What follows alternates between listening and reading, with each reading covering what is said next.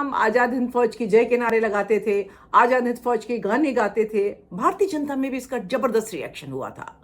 बॉम्बे, कलकत्ता, मद्रास में खूब हड़तालें हुई, धरने हुए, प्रदर्शन हुए। स्टूडेंट्स, वर्कर्स, औरतों और सामान्य नागरिकों ने भी जगह जगह पिकेटिंग करी ब्रिटिश सरकार के विरोध में, और ब्रिटिश सरकार की ट्रूप से उनकी भिड़ंत होने लगी।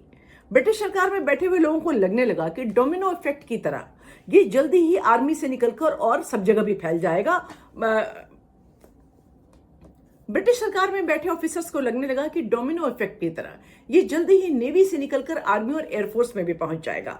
ब्रिटिश जो उनके स्पाई एजेंट्स हैं, उनका जो गुप्तचर विभाग था, उसने भी उनको यही बताया, रिपोर्ट दी कि अगर तुरंत इसे कुचला नहीं किया तो ये एक बहुत बड़ा जॉइंट मिलिट्री अपराइजिंग का रूप लेने वाला है और इस बात का बहुत गंभीर खतरा है और संभावना है। जल्दी ही लगने लगा कि यह हवा, थल सेना और वायुसेना तक पहुंचने वाली है। Vice admiral Godfrey flag officer commander royal Indian navy के थे। उन्होंने कहा कि अब यह असंतोष नहीं रह गया, ये एक फुल फ्लेजेड विद्रोह है और इसे बलपूर्वक दबाना ही होगा। इस विद्रोह का जो शोर था वो ब्रिटिश सरकार तक पहुंचा। British war secretary sir Stafford Cripps को ब्रिटिश संसद में आके कहना पड़ा कि भारत में भारतीय सेना अंग्रेजी अफसरों की बातें नहीं सुन रही है। ऐसी हालत में अगर उनको लंबे समय तक भारत पर राज्य करना है तो हमारे पास तो कोई सेना ही नहीं है। जो प्राइम मिनिस्टर थे, ब्रिटिश प्राइम मिनिस्टर, उन्होंने क्लेमेंट एटली को कहना पड़ा कि इस विद्रोह के बाद ब्रिटिश सरकार को यह एहसास हो गया है कि ब्रिटिश सरकार के अपलिफ्टमेंट के लिए अब भारतीय सशस्त्र बलों पर विश्वास नहीं किया जा सकता। अंग्रेजों ने इसको जबरदस्त शक्ति से दबाया। रॉयल एयरफोर्स के क्राफ्ट कराची, बॉम्बे, कलकत्ता और मद्रास के नेवल सेंटर्स के ऊपर से उड़ रहे थे, लेकिन उनको लगातार ये डर लग रहा था कि कहीं भी जो एयरक्राफ्ट इंडियन पायलट्स उड़ा रहे हैं वो पाला बदल सकते हैं। विद्रोहियों के शिप्स को घेरने के लिए दूसरी वॉरशिप्स को मोबिलाइज कर दिया गया था। धरना प्रदर्शन करने वाली जनता जो थी, जो नेवल ऑफिसर्स के पक्ष में कर रही थी, उन पर गोलियां तक चली। केवल बॉम्बे में 200 से ज्यादा सिविलियंस मारे गए और 1000 से ज्यादा घायल हुए, और ये एक बड़ा नंबर था क्योंकि ये जन विद्रोह नहीं था तब तक। अब इस सब के असर की बात करें तो इवेंचुअली इस विद्रोह को दबा ही दिया गया। अब हम इसके असर की बात करें तो इवेंचुअली इस विद्रोह को दबा दिया गया। विद्रोही नौसैनिकों का कोर्ट मार्शल हुआ, उनको जेल में डाला गया और नौकरी से निकाल दिया गया। लेकिन इस विद्रोह का एक दूरगामी असर हुआ। ब्रिटिशर्स को विश्वास हो गया कि अब भारतीय फौजियों पर विश्वास नहीं किया जा सकता, मतलब भारतीय फौजियों पर उनको अविश्वास हो गया। इस बात से ब्रिटिश लीडरशिप राटल हो गई और उनको अपना यहां पर एक खतरा, एक अंत सा दिखाई देने लगा। उनको लगने लगा कि 1857 का ये रिपीट टेलीकास्ट ना हो जाए। 1857 के मुकाबले ये होता तो बहुत ज्यादा खतरनाक होता। क्योंकि यहाँ पर फौजें जो थी वो वही विद्रोह कर रही थी और वो बहुत अच्छी तरह से अभी तक ट्रेन भी हो गई थी और संचार साधन बढ़ गए थे, जनता में एका आ गया था। तो ये उनको 1857 का रिपीट होते देख के उनको बड़ा डर लगा। दूसरी बात थी, जो ये नेवी थी ये चारों कोनों में थी देश के, तो ये जो अब की बार विद्रोह होता तो ये चारों कोनों से एक साथ उठता। तो इसका असर ये हुआ कि उन्होंने जो उनका भारत छोड़ने का प्लान था उसको एक्सपेडाइट किया।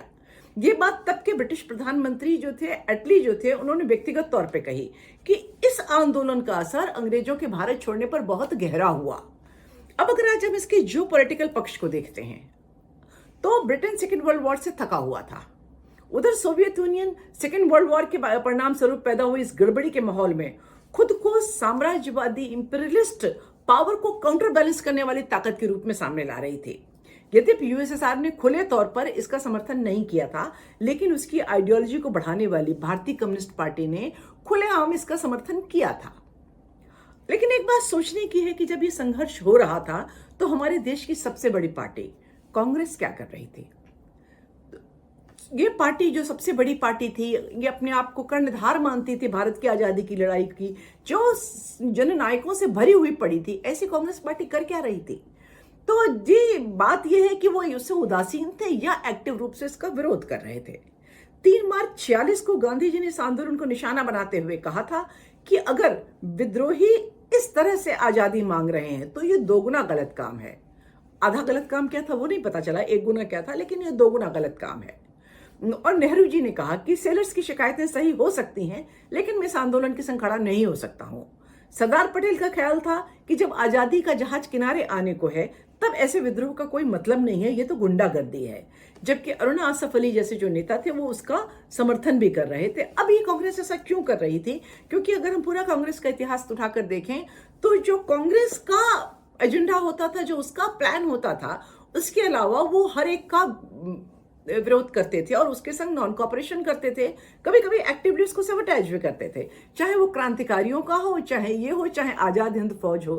अब इसमें दो चीजें हो सकती हैं। एक तो ये हो सकती है कि सिंपली वो एक पॉलिटिकल पार्टी थे, वो सोचते थे इतनी बड़ी चीज हो तो उसका श्रेय हमको मिलना चाहिए, तो उसके बाद के पॉक्स भी हमें ही मिलेंगे, सत्ता भी हमें ही मिलेगी।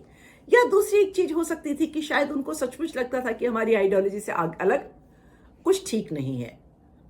या तीसरी, जो कि मैं सोचती हूं कि एक बिल्कुल असंभव सी संभावना है, जो लोग ये कहते हैं कि उनका ये इरादा ही नहीं था कि समय से पहले आजादी मिल जाए देश को।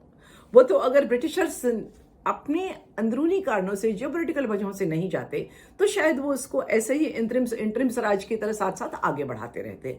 जो भी हो, ये जो हमारा नेवल म्यूटिनी थी, ये एक बहुत बड़ी चीज थी जिसके बारे में हमें जानना चाहिए और इस पर और ज्यादा रिसर्च होनी चाहिए कि इसके क्या परिणाम हुए, क्या जियोपॉलिटिकल परिणाम हुए और क्या इंटरनल परिणाम हुए। ये कहानियां यहीं पे खत्म करते हैं और जब तक अगली कहानी के लिए दोबारा मिलेंगे तब तक के लिए नमस्कार।